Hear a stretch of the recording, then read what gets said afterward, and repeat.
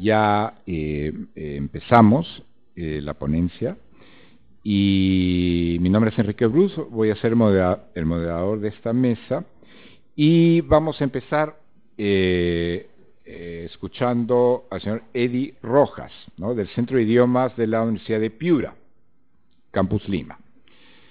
Eddie Rojas es el director académico del Centro de Idiomas de la Universidad de Piura, Campus Lima, y coordinador del programa de asesoría psicopedagógica a colegios tanto en Lima como en provincias. Eddie cuenta con una maestría en educación de idiomas de la Universidad de Columbia, en Nueva York, y una maestría en recursos humanos de Centrum Católica y EADA. Además, tiene un posgrado en sistemas de información con énfasis en tecnologías para procesos educativos del Instituto Tecnológico de Nueva Jersey, y curso de especialización en cognición, aprendizaje y desarrollo de la Universidad de Columbia. Se ha desempeñado como asistente técnico audiovisual, docente español e inglés, asistente de investigación, coordinador y consultor en diversas instituciones nacionales e internacionales que incluyen la PUC, la Universidad del Pacífico, la Universidad de Columbia, UNICEF y la ONU. Actualmente su área de interés se centra en los procesos psicológicos que intervienen en la enseñanza, aprendizaje de idiomas, la evaluación e innovación de programas curriculares y la formación de docentes. Hola, ¿me escuchan? Muy bien, gracias. Gracias por la presentación, Enrique. Ante todo, deseo agradecer por la invitación, a Carmen en particular. Regreso a la Pontificia Universidad Católica del Perú después de muchos años. Mi experiencia con la universidad data desde que tenía 18 años aproximadamente, 17, 18 años. Ahora tengo 50. Toda una vida, así es. Y sí, es un tema que voy a tocar cuando hablemos sobre el tema de la certificación de docentes. Y el propósito de mi ponencia es un poco compartir la experiencia sobre el diseño y desarrollo curricular de cursos de español. El contexto es la Universidad de Piura, donde trabajo actualmente. Ofrecemos cursos de español para extranjeros, a alumnos universitarios en particular, que vienen con fines académicos y científicos en particular. Es un poco el contexto donde se va a dar la narrativa de mi experiencia. Perdón, me olvidé los anteojos de lectura, ya a la edad. Está bien, gracias. Bueno, el punto de partida es lo siguiente. Sabemos que hay toda una prescripción con respecto al diseño curricular. Sabemos que hay elementos de los cuales no podemos prescindir cuando deseamos crear, desarrollar, diseñar, implementar, evaluar un curso con fines académicos, sociales, con fines científicos.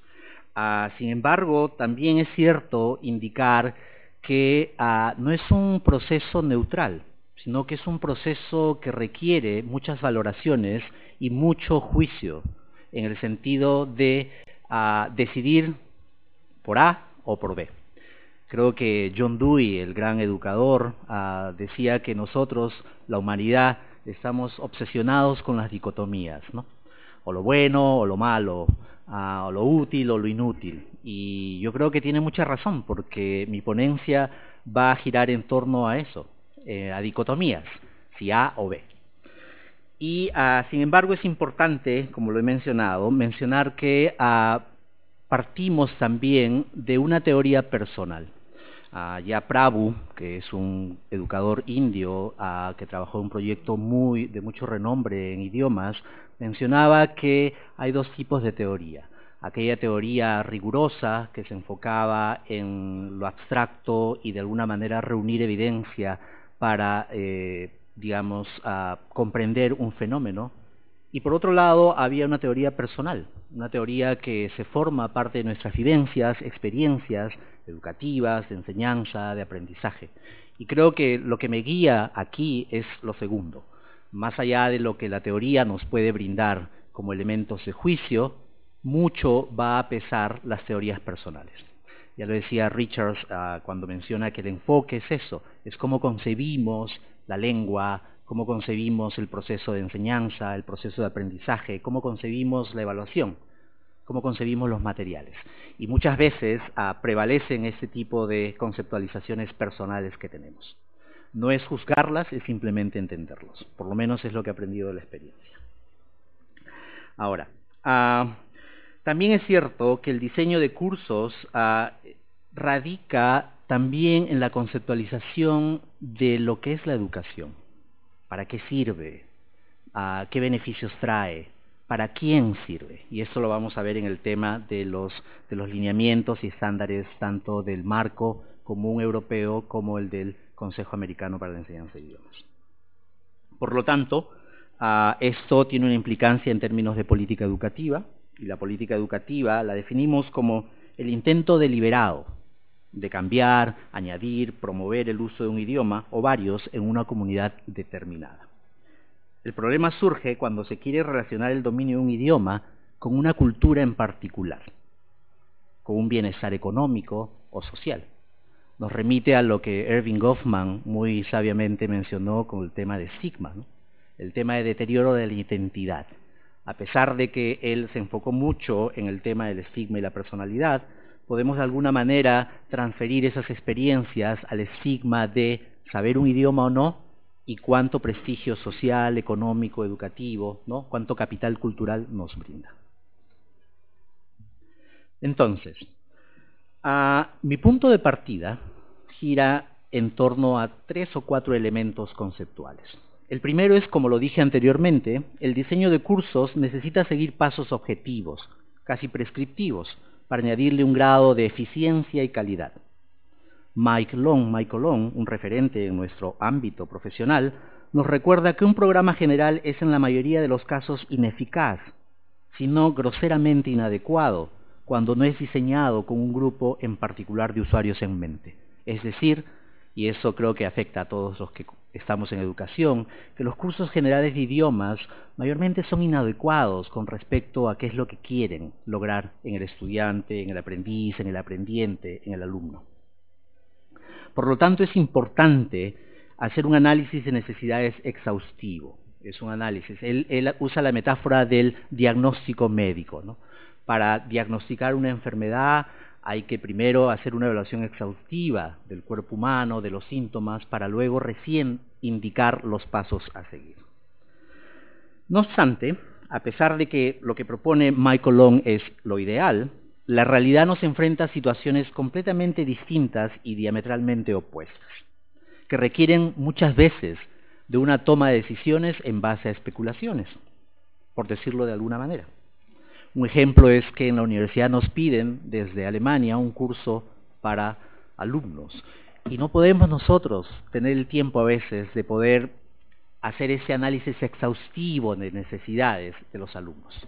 Y cuando digo análisis exhaustivo se refiere a entrevistas estructuradas, semiestructuradas, encuestas, a revisión de desempeños, digamos, por decirlo así. Asimismo, Johnson nos diría que para el diseño curricular hay que asumir un enfoque del especialista, que también está muy lejano a nuestra realidad, porque el enfoque del especialista relega al docente, al maestro, al profesor, a una labor secundaria. Él plantea que el diseño curricular debe consistir de especialistas en diseño de materiales, diseño curricular, en sistemas de evaluación, para luego vertir toda esta experiencia, esta pericia, esta sabiduría en un manual de guía o guía que el profesor va a seguir. Nosotros los profesores en el Perú tenemos que hacer todo, somos todoterreno prácticamente. Eso lo aprendí en el Centro de Idiomas de la Universidad Católica, que estaba en Girón Camaná 956, y que fue mi casa de formación. Ahí tuve mis mentores, ¿no? Y ahí el mensaje era muy claro, uno tiene que aprender a hacer de todo. Luego, el siguiente punto es conceptualizar el aprendizaje de un idioma. No podemos diseñar un curso si es que no tenemos una conceptualización del idioma y cómo se aprende. Y sabemos muy bien, por la experiencia y la literatura nos indica, que el aprender un idioma no es un proceso lineal. Es decir, no es el resultado de una secuencia ordenada y predecible de contenidos, experiencias o situaciones. Por el contrario, es un proceso con muchas oscilaciones, muchas idas para atrás y muchas idas hacia adelante. y a veces impredecible en cuanto a los logros que se obtienen. Es decir, el estudiante no aprende exactamente todo lo que se le enseña, ni aprende necesariamente cuándo se le enseña. Y eso es motivo de frustración y lo evidenciamos en cada una de las clases que tenemos. Es cierto, cuán frustrante es. Visitaba unos colegios y veía la frustración de los docentes cuando decían, pero eso lo estamos cubriendo ya una semana, y los alumnos no se desempeñaban como el profesor lo esperaba. Y creo que eso mucho valida esta conceptualización, ¿no? Es más, Dick Allwright, un referente en nuestra área, también dice que esto tiene muchas implicancias en materiales, en textos, en planificación misma. Hay unos que se van al extremo y dicen la planificación no es necesaria, porque el acto de enseñanza, el proceso educativo, tiene que surgir del mismo contexto educativo. También es cierto que Michael Breen señala que el sílabo, que es, digamos, cómo dividimos el contenido del idioma, puede a lo mucho tener un impacto casi indirecto en el proceso de aprendizaje, ya que ese proceso es mediado por la enseñanza y el contexto donde se despliega este evento de enseñar. Asimismo, es importante mencionar que el aprendizaje de un idioma no es el producto de la suma de contenidos lingüísticos. No es sumar gramática más vocabulario, más pronunciación, más reglas de pragmática. Y que frecuentemente se enseñan de esa manera. Por el contrario, aprender un idioma es la construcción creativa del estudiante a partir de todo ese insumo al cual los exponemos en clase y fuera de ella. Cuando aprendemos un idioma, no aprendemos una estructura a la vez. Y es más, los estudiantes se benefician muy poco a veces de lo que les enseñamos. Entonces, el tercer elemento es la enseñanza en sí de idiomas. Enseñar es un acto muy complejo que requiere no solo la creación de oportunidades de aprendizaje, o como Leo Van Lier mencionaba, el tema de affordances, ¿no? Aquellas oportunidades en las cuales el aprendiente es un participante activo, sino que consiste en gestionar una complejidad en el contexto, multidimensional y muchas veces impredecible. Doyle describe un aula como un conjunto de diferentes dimensiones, estables e inestables, como la simultaneidad, la inmediatez, la impredecibilidad y la historia de todos los eventos educativos. ¿Esto qué significa? Significa que el que aprende a enseñar no lo puede aprender directamente a través de la observación de profesores. Quien aprende a enseñar tiene que aprender en el acto de enseñar. Esto requiere también tomar decisiones en respuesta a situaciones que surgen en clase y que requieren un conocimiento y un pensamiento sofisticado. Aprender a enseñar requiere eso, ser sofisticado en el tema de pensamiento, bases conceptuales y estrategias didácticas. Es por eso que la postura que tomo es aquella de Wenger, de las comunidades de aprendizaje, ¿no? Aquellas donde el conocimiento y las destrezas están distribuidas entre todos los participantes de una comunidad, y que uno entra desde la periferia a desarrollar estas pericias. Y eso es lo que me pasó cuando tenía 17 años y acabé el inglés en el británico. Quise ser profesor desde ese momento y me dijeron que no. Entonces crucé la calle, me fui a Girón Camaná 956 y ahí, en el Centro de Idiomas de la Universidad Católica, me aceptaron y me dijeron bienvenido, si quieres ser maestro, empieza. Y fue una comunidad de aprendizaje porque tuve mentores, ¿no?, que empezaron a, de alguna manera, distribuir y compartir esa pericia, esa sabiduría. Y esa mentoría fue tan útil. Y en ese momento no era profesor, yo estudiaba ingeniería en una universidad local. Entonces, digamos, estos puntos de partida de estos elementos sirven para analizar estas dicotomías que brevemente las voy a ver. La primera es o usar el ACTFL o usar el marco común europeo. El ACTFL es los estándares y los lineamientos del... perdón, pensé que el tiempo decía. No, está bien, está bien. Digamos, es la versión americana del marco común europeo, ¿no? Entonces, lo bueno del ACTFL es que resalta, digamos, en sus estándares las 5 Cs. La comunicación con personas de otras culturas, el establecimiento de lazos y vínculos personales, la comparación entre el uso de idiomas y culturas y la pertenencia a una comunidad lingüística cultural.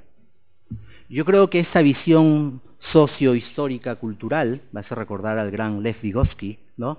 En el cual, digamos, el aprender un idioma se tiene que enfatizar dentro de una comunidad de aprendizaje, y que son aquellas herramientas lingüísticas que nos facilitan a aquellos miembros de esa comunidad, los que poco a poco vamos haciendo uso. Por lo tanto, las ventajas del ACTFL es que el aprendizaje de un idioma se concibe como una amalgama entre lengua y cultura. Asimismo, estos estándares van de la mano con los lineamientos o directrices. Los primeros, digamos, los estándares señalan los contenidos de un programa que un programa debe tener, pero viene un problema. El reto es que los estándares no señalan ni definen los principios pedagógicos que permiten en sí el aprendizaje de un idioma. Entonces surge la gran pregunta: tengo contenidos, tengo lineamientos, pero ¿hacia dónde me orienta? ¿Qué línea de acción desde la filosofía del aprendizaje, desde la filosofía educativa debo tomar?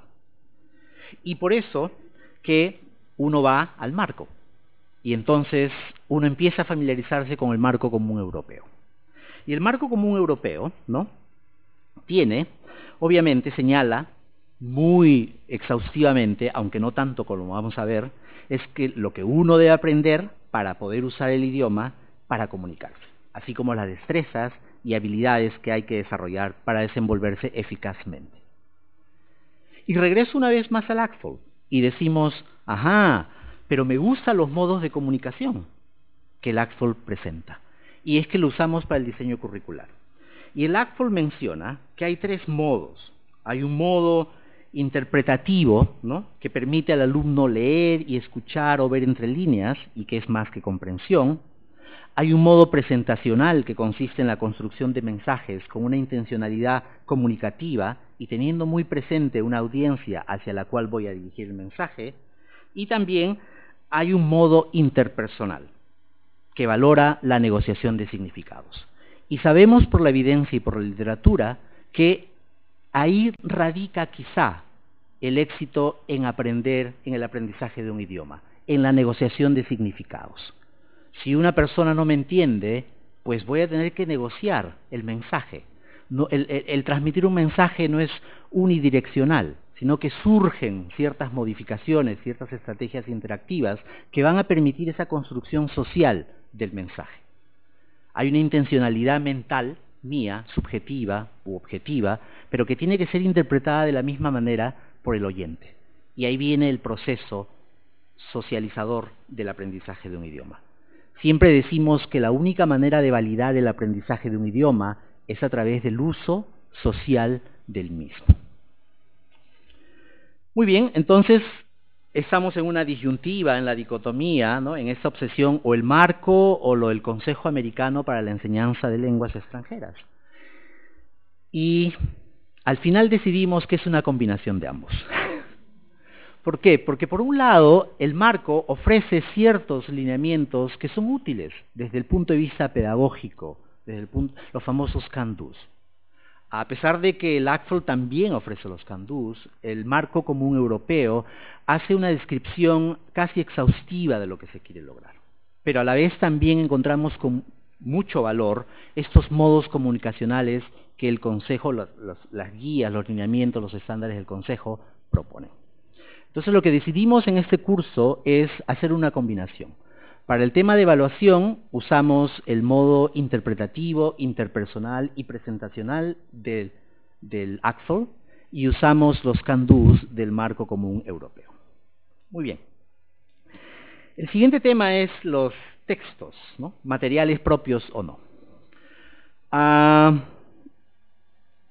Christopher Brumfield, un referente en nuestra especialidad, nos recuerda dos cosas. Una extrema, en la cual dice que los textos no son más que un poco de basura pedagógica que han sido marketeadas muy satisfactoriamente. Ese es el extremo, obviamente. No lo digo yo, lo dice Brumfield.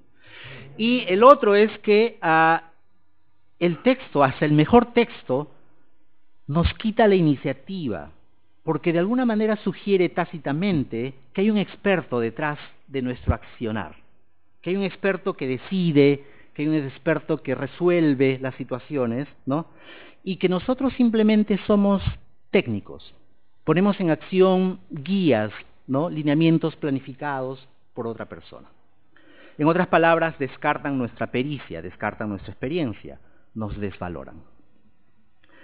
Asimismo, se puede decir que un texto puede remover la autonomía, reduce la creatividad, a veces promueve la inercia mental, ¿no? Como ya está todo ahí, lo único que hago es seguir los pasos, ¿no? Y en el extremo nos inhabilita. Dick Allwright menciona que los textos cumplen dos roles.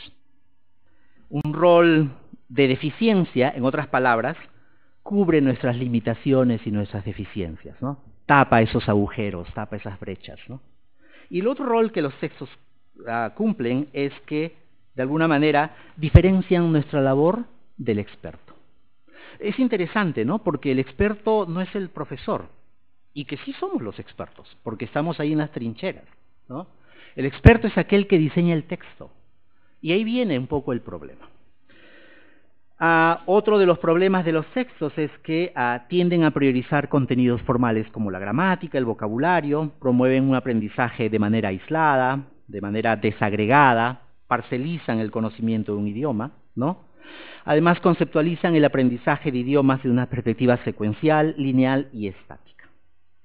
Entonces, ¿nosotros qué hemos decidido? Eso no significa que todos los textos sean malos o que el texto no sea necesario, pero nosotros abogamos por desarrollar, diseñar, elaborar nuestros propios materiales. Si el punto de partida es el contexto localizado de enseñanza, entonces el material debe reflejar eso. Ya lo mencioné al inicio de la ponencia, Michael Long nos dice que debemos hacer un análisis exhaustivo de necesidades. En otras palabras, identificar quién es el beneficiario de nuestro esfuerzo. Recordemos también que a pesar de que el aprendizaje es social, al fin y al cabo, el aprendizaje es un proceso individual. No nos olvidemos que todo ocurre en nuestra cognición, en nuestra mente, ¿no? Entonces, yo creo que es lo que tenemos que tener en cuenta. Sin embargo, en esta búsqueda por materiales, y puedo mencionar un libro quizá, ¿no? Hemos encontrado uno que nos da luces de que hay esperanza. Encontramos un libro que se llama Bitácora. Quizá algunos estén familiarizados. Bitácora es un libro, elaborado por Neu Sanz y Felipe Martín Peris, que son dos referentes en la enseñanza del español como lengua extranjera. Y lo cautivador de Bitácora es que rompe con el esquema tradicional de los textos. Deja de ser lineal, deja de ser secuencial, tiene talleres de uso del idioma, talleres de estrategia. Y yo creo que por ahí es un poco es una amalgama de producir nosotros los materiales en base a lo que queremos obtener y hacer uso de materiales que realmente contribuyan al proceso educativo de aprender el idioma y no lo contrario. Para terminar, quiero tocar el tema de la certificación de los maestros. Mencioné la Universidad Católica y el Centro de Idiomas de la Universidad Católica, que ya no existe, en Girón Camaná 956, porque yo empecé como profesor de idiomas ahí cuando tenía 18 años. Ahora tengo 50. Son 32 años, ¿no? Pero empecé sin ningún grado universitario. O sea, empecé a dictar el idioma, a enseñar el idioma, porque hubo mentores que me guiaron por ese proceso. Pero algo que en retrospectiva y con introspección veo es que los mentores solamente no contribuían y compartían su conocimiento, nos hacían enseñar, nos mandaban a las trincheras desde el primer momento. Y yo creo que eso es importante rescatar. No es una crítica a los certificados. Yo sé que los certificados tienen como propósito desarrollar y establecer un lenguaje en común. El problema con los certificados es cuando se convierten en dogmas y cuando uno cree que los contenidos que los certificados seleccionan y que tienen una agenda en sí, son los únicos a los cuales debemos estar expuestos. Y he mencionado que el proceso de enseñanza es bastante complejo, las aulas son sumamente complejas y multidimensionales, y dudo que un certificado pueda abarcar toda esa multidimensionalidad. Lo digo por experiencia porque luego, poco a poco, empecé a profesionalizar mi pericia en la enseñanza. Sin embargo, también les digo con bastante énfasis que hay momentos en los cuales no sé cómo reaccionar ante un evento impredecible en el aula. Y son después de 32 años de experiencia. Porque siempre va a surgir algo novedoso, siempre va a surgir algo que te va a hacer cuestionar. Y yo creo que ahí está la clave. Más allá de los certificados, yo creo que el profesor de idiomas, en español en particular, debe tener la apertura mental suficiente como para dar bienvenida a todo tipo de información sobre cómo se conceptualiza el proceso educativo. Y asimismo, también es importante, más allá del certificado, el compromiso con la educación permanente. Puedo tener un certificado, pero luego quedarme ahí. Entonces, ¿qué queremos? ¿Profesores certificados? Sí, si es que queremos establecer un estándar y un lenguaje en común como punto de partida, pero no nos es suficiente. Queremos necesitamos maestros que sean innovadores, que sean protagonistas, que realmente tengan la autonomía profesional para decidir desde su punto de vista de peritos y expertos en la enseñanza de idioma. Y yo creo que todo este es un camino que se tiene que hacer poco a poco, ¿no? Ya Antonio Machado lo decía, ¿no? Caminante no hay camino, se hace camino al andar. Gracias.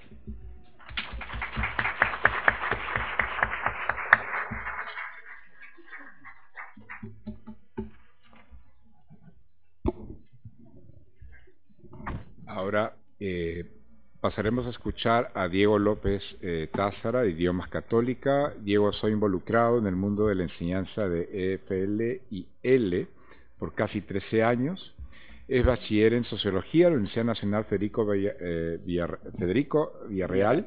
Cuenta con una maestría en Educación con mención en la enseñanza de inglés como lengua extranjera por la Universidad de Piura y una maestría en Educación con mención en la enseñanza de español como lengua extranjera por la Universidad Internacional Iberoamericana, la UNINI. Es coordinador académico en Idiomas Católica desde octubre del 2015. Está encargado de los programas de español, portugués y quechua en este centro de idiomas. Gracias.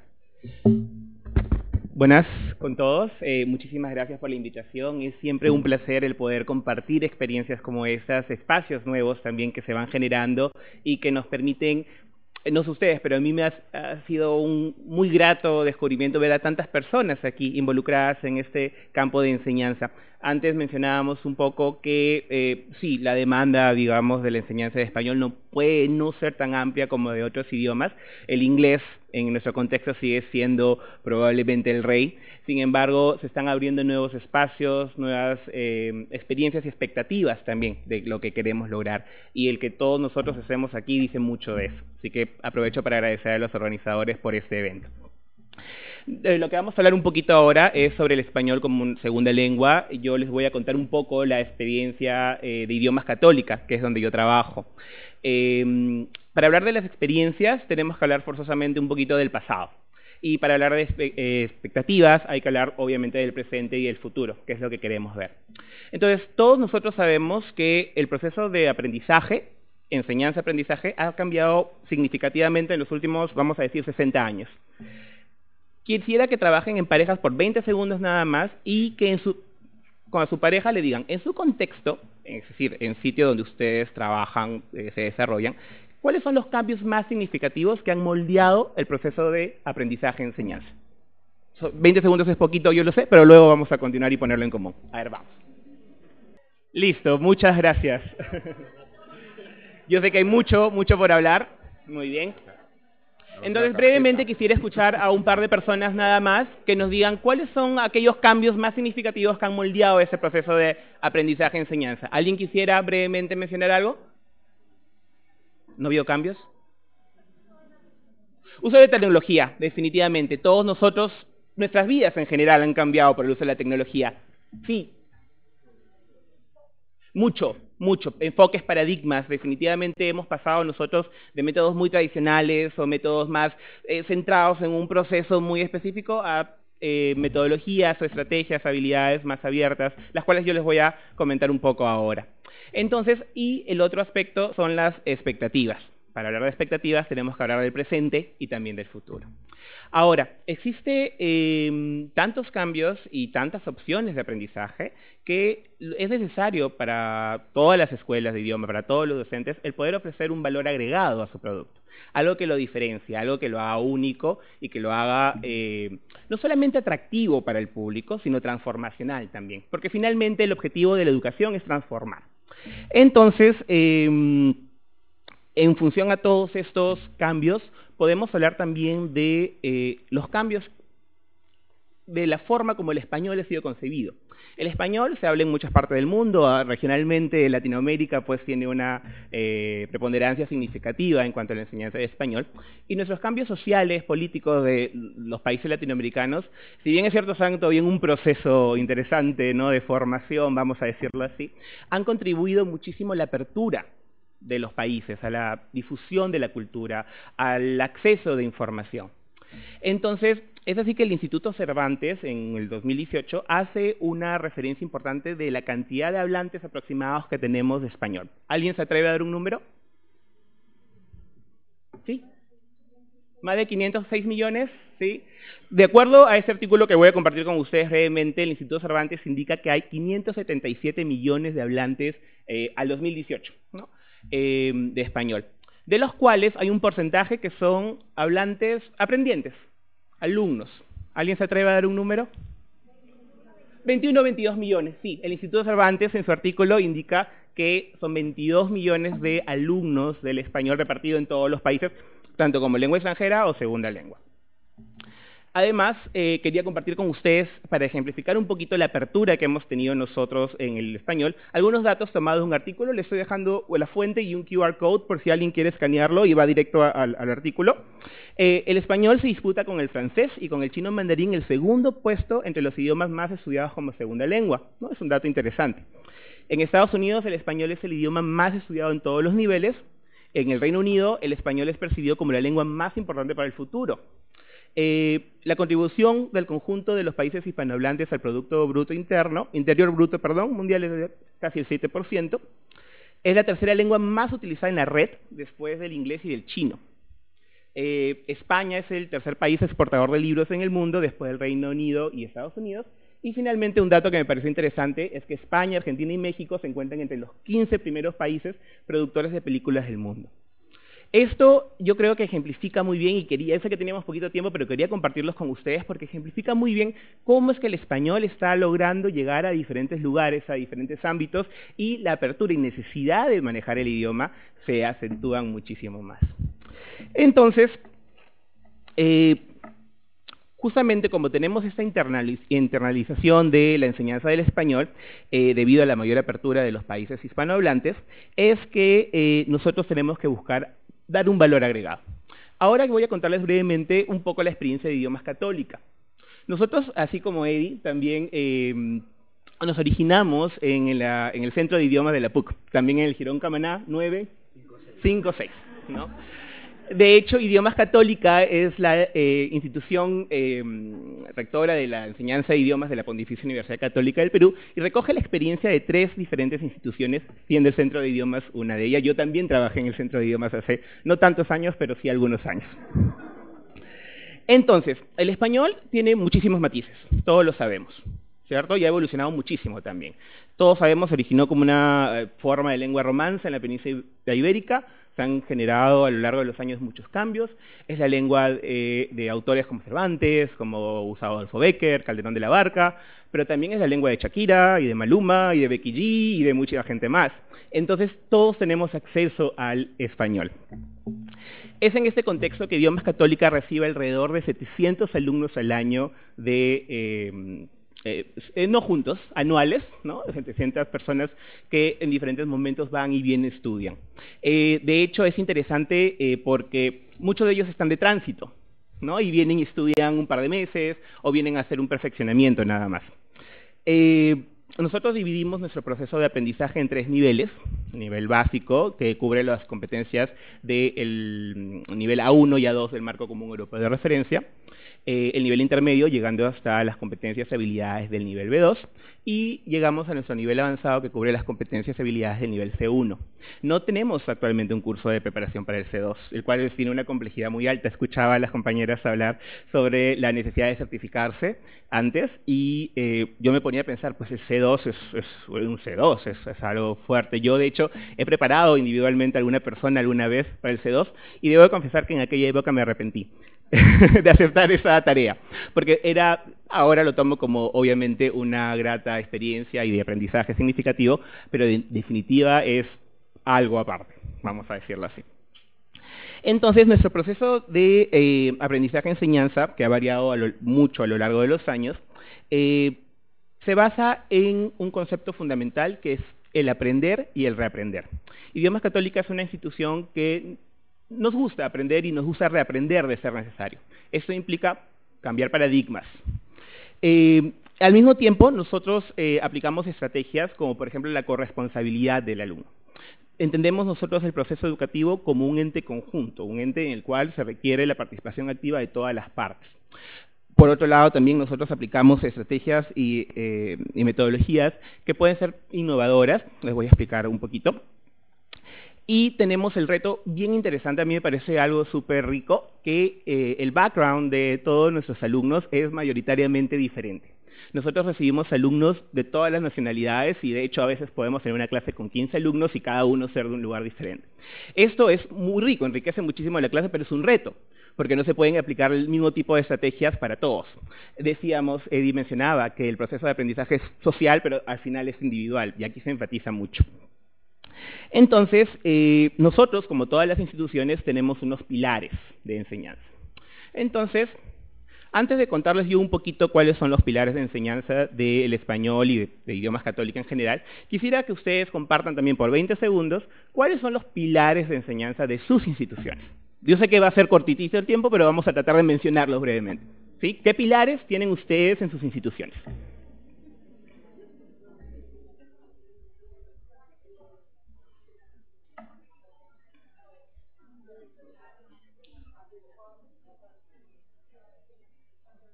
Ya está, muchas gracias. Yo sé que va para largo la conversación. Muy bien, ¿alguien quisiera compartir alguno, brevemente mencionar el nombre o cómo ustedes lo denominan estos pilares de enseñanza, de metodología en sus instituciones? ¿Qué elemento usan que es fundamental para ustedes? El enfoque comunicativo, muy bien, que tiene que ver y busca pues, desarrollar competencias comunicativas con todo lo que implica. Gracias. ¿Algo más? Sí, por ahí. Aprendizaje autónomo, un poco la corresponsabilidad también, ¿cierto? Muy bien. Sí. Fundamental. En esas épocas el compromiso emocional es fundamental en todas las decisiones, digamos, que nosotros como instituciones o personales desarrollemos. Muy bien. Trabajo colaborativo, no vi muy bien, trabajo colaborativo, muchísimas gracias, definitivamente. Son estrategias, metodologías importantes que probablemente nos den buenos resultados. Yo voy a ahora exponerle un poquito qué es lo que hacemos nosotros, que tiene mucho que ver con lo que han mencionado. Como comentario adicional, quisiera enfatizar que Idiomas Católica enseña 4 idiomas, ¿no? Inglés, español para extranjeros, el programa de portugués y también nuestro programa de quechua, de lenguas nativas, ¿no? Y es importante mencionar que los 4 idiomas recogen y aplican las mismas estrategias metodológicas. Cada idioma tiene particularidades, ¿no? Las cuales tenemos que tener en cuenta y recoger. Sin embargo, la metodología de Idiomas Católica es transversal a todos los idiomas de enseñanza.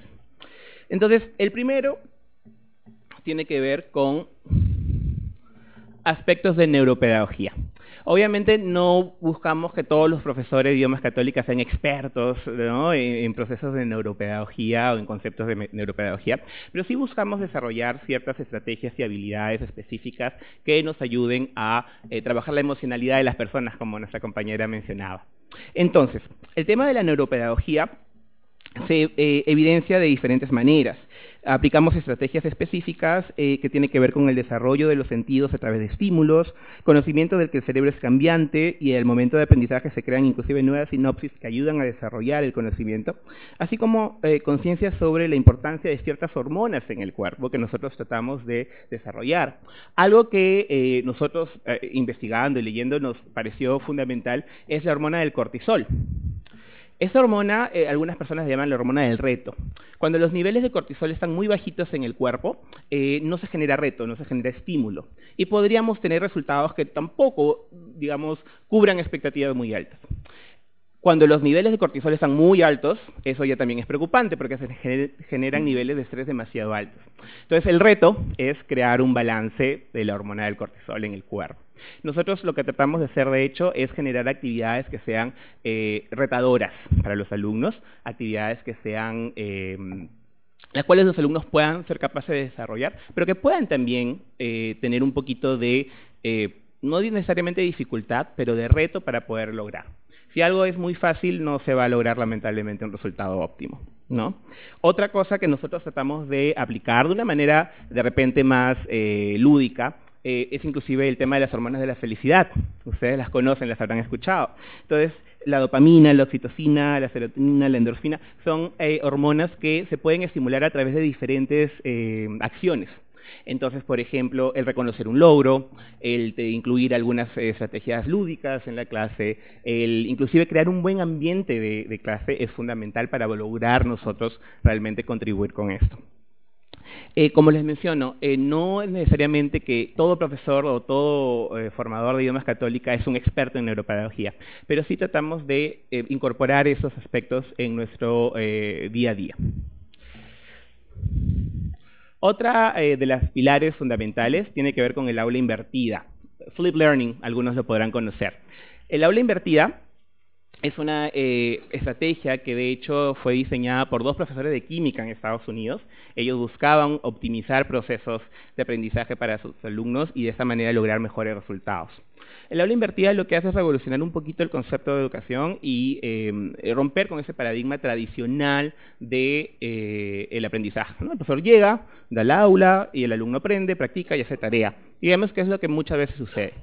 El aula invertida lo que nos propone es la posibilidad de que el alumno sea corresponsable del proceso de aprendizaje, realizando actividades, cierto tipo de actividades, en otro ámbito que no sea el ámbito formal del salón. Nosotros, gracias, 5 minutos nada más. Y voy a apurarme un poquito. Entonces nosotros lo que buscamos es que el alumno sea capaz de involucrarse con el contenido que se está estudiando a través de una serie de tareas. Vamos a poner un ejemplo chiquito, práctico. Vamos a ver el pretérito imperfecto, ¿no? Aba, iba, ¿no? Un profesor, por ejemplo, lo que tiene que hacer es identificar previamente el contenido que se va a trabajar, ¿no? Esta estrategia de aula invertida lo que busca es optimizar procesos y tiempos para obtener mejores resultados. Entonces, el profesor previamente identifica lo que se va a trabajar, diseña una actividad que el alumno debe realizar. Puede, por ejemplo, preguntarle, oye, ¿y tú qué hacías de niño? ¿Cómo era tu vida de niño? ¿Dónde ibas? ¿Qué comías? ¿Con quién jugabas? Trata de explorar este material o esta página, este contenido, y mañana lo vamos a poner en común. Obviamente, para lograr esto, al día siguiente hay que hacer un proceso de recolección de información muy detallado, porque la aplicación de la estrategia de aula invertida requiere muchísimo de la estrategia de clarificación y consolidación al día siguiente o la sesión siguiente. Pero lo que muchas veces logramos es que el alumno se sienta más cómodo con el proceso de aprendizaje. No podemos esperar que todos los alumnos aprendan lo mismo en el mismo periodo de tiempo. Vamos a necesitar a veces un poquito más de tiempo, habremos unos que somos más visuales, otros que necesitamos escuchar, otros que necesitamos leer y escribir. Entonces, el alumno en el ámbito de casa o en el ámbito donde se desarrolle puede aplicar ese tipo de estrategias para luego en el aula venir a socializar y exponerlas y conducir ese proceso de clarificación y consolidación. Y obviamente, como han mencionado, el uso de las TICs es otro pilar fundamental de la tecnología. La tecnología tiene que ver mucho con incorporar elementos de nuestra vida diaria. Muchos de nosotros estamos ahora grabando, tomando fotos, tomando apuntes. A veces hay aplicaciones que nos ayudan a tomar apuntes. De hecho, yo para preparar un poco la presentación ahora, o presentaciones en general, lo que hago es dictarle a Google lo que quiero escribir, ¿no? Y Google me lo escribe. Entonces, lo que buscamos nosotros es incorporar esas tecnologías a través de diferentes estrategias. Una que estamos explorando mucho y que de hecho es del agrado del alumno porque es bastante sencilla es lo de los QR codes, que yo le puse uno. Hay herramientas, por ejemplo, para recoger información del alumnado, ¿no? Mentimeter es una de ellas. Quise usarlo, pero ya no nos daba el tiempo, así que he tenido que coger un poquito. Entonces, ya un poquito para terminar la presentación, podemos hablar de los retos del proceso de aprendizaje. Hemos ido al pasado, estamos hablando un poquito del presente y ahora vamos a ver qué cosa es lo que nos espera el futuro. Entonces, un reto definitivamente es la diversidad. Es algo que enriquece el proceso de aprendizaje, enriquece nuestras vidas, enriquece nuestra cultura, pero es definitivamente un reto. El poder aplicar estrategias que lleguen a todos los alumnos, a pesar de sus diferentes backgrounds académicos, emocionales inclusive, es definitivamente una tarea significativa. Tiene que ver con la familiarización también.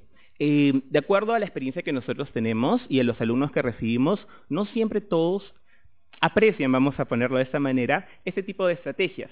Hay quienes vienen de contextos educativos muy similares, hay quienes vienen de contextos educativos y de formación muy diferentes. Entonces hay quienes dicen de frente, uno a veces hace todas sus estrategias, su calentamiento, su habla invertida, y el alumno viene y te dice, pero yo quiero que me digas cómo se usa el pretérito imperfecto, ¿no? Lo cual es un reto bien interesante.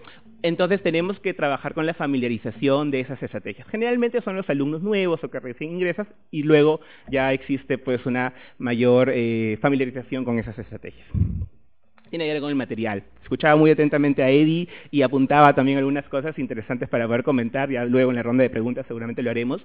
Y tiene que ver también con el acceso de información.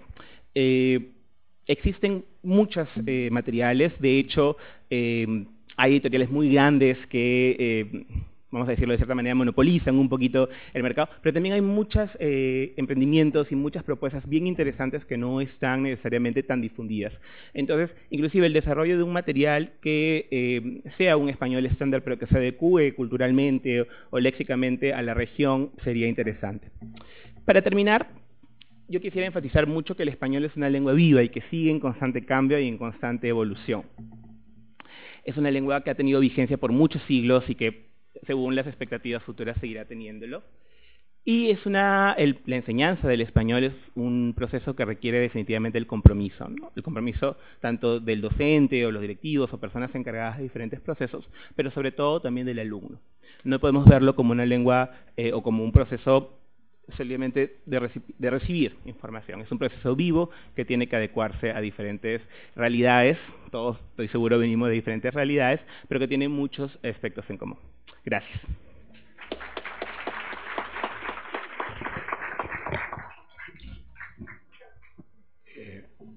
Bueno, gracias, Diego. Tenemos todavía unos minutos para preguntas. No sé si alguien quiere hacerle una pregunta a cualquiera de los dos expositores. Hay una persona que... Gracias.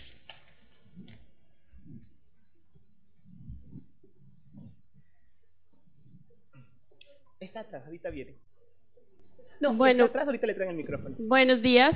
A propósito de tu comentario, Diego, sobre la necesidad de tener materiales didácticos adaptados a nuestro contexto, voy a aprovechar este espacio para hacer una cuña.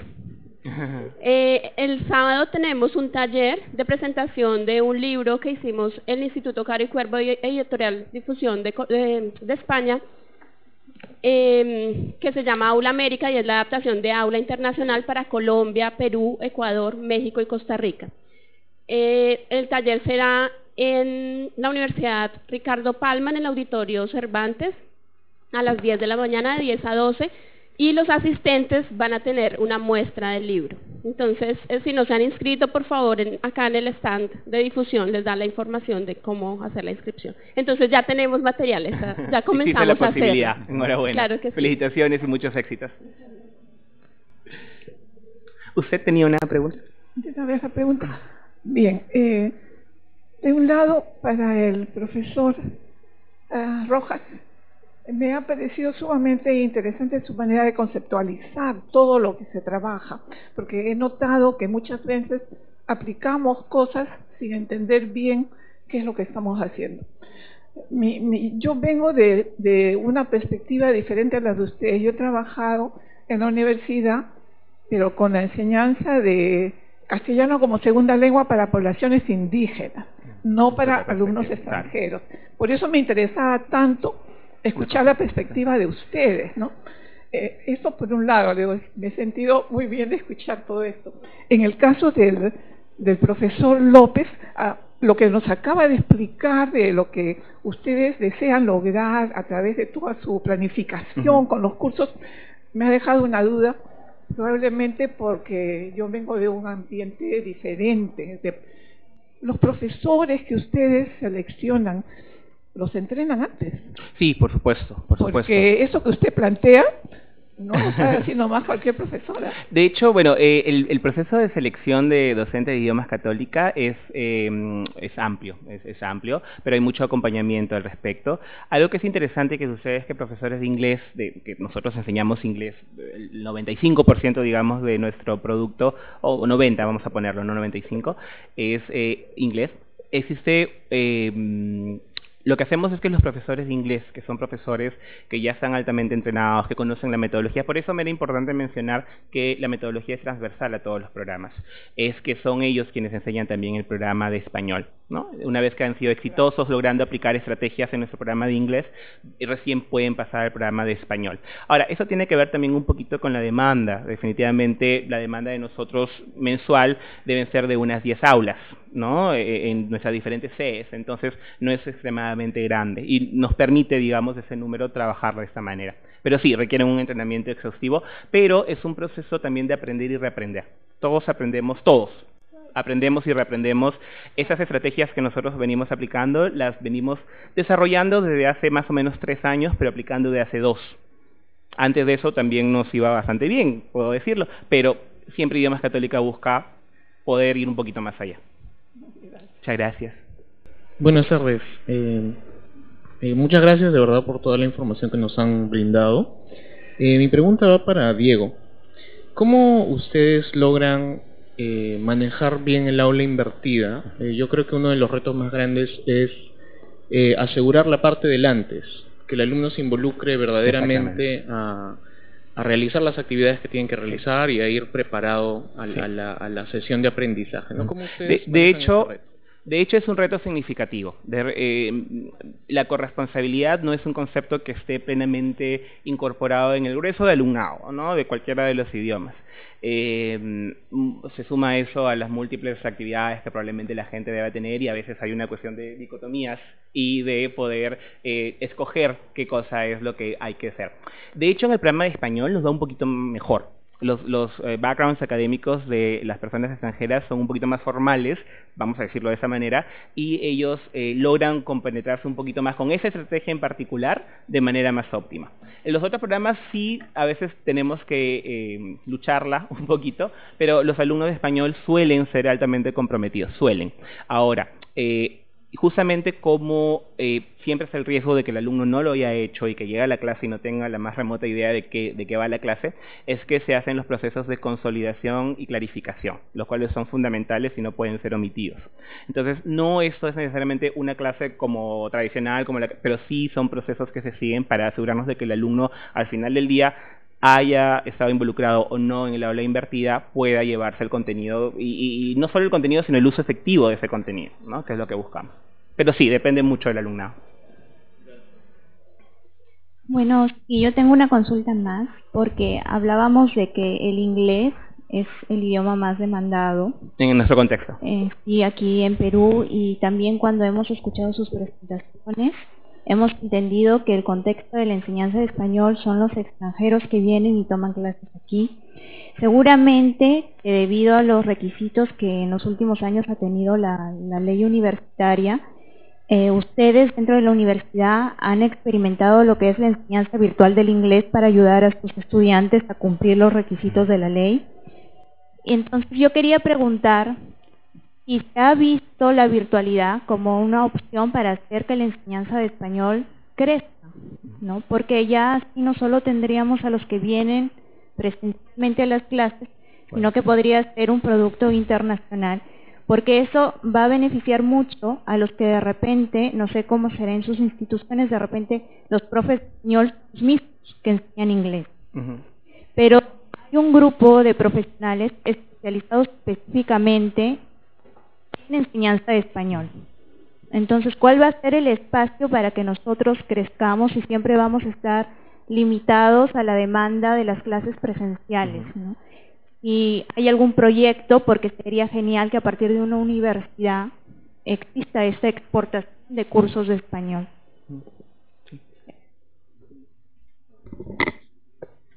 Nosotros en la Universidad de Piura y desde el área en la cual trabajo, hemos hecho muchos intentos con respecto a la virtualidad.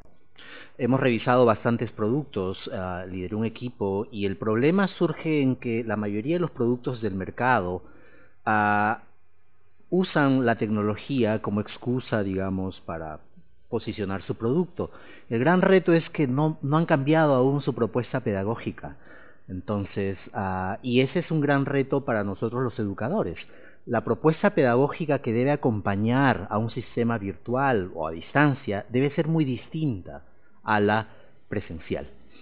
Ya lo mencionó Diego con respecto a todas estas nuevas tendencias y olas, digamos, ¿no?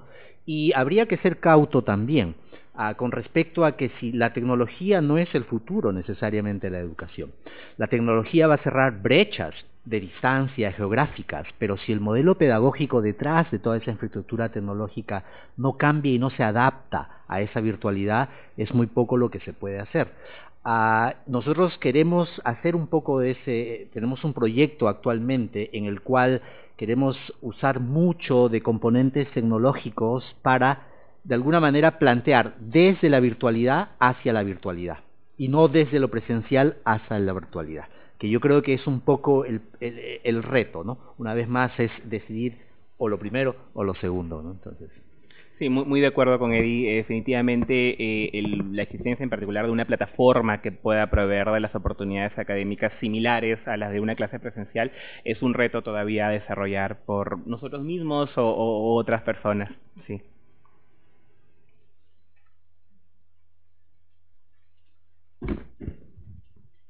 ¿Alguna otra pregunta? Tal vez queda tiempo para una última pregunta. ¿No? Entonces damos por cerrada la ponencia. Gracias a ustedes, gracias a los profesores. Muchas gracias, igualmente. Vamos a dar un tiempo para que ustedes puedan almorzar donde gusten y vamos a retomar el evento a las 2 de la tarde con la siguiente mesa. Muchas gracias. Por favor.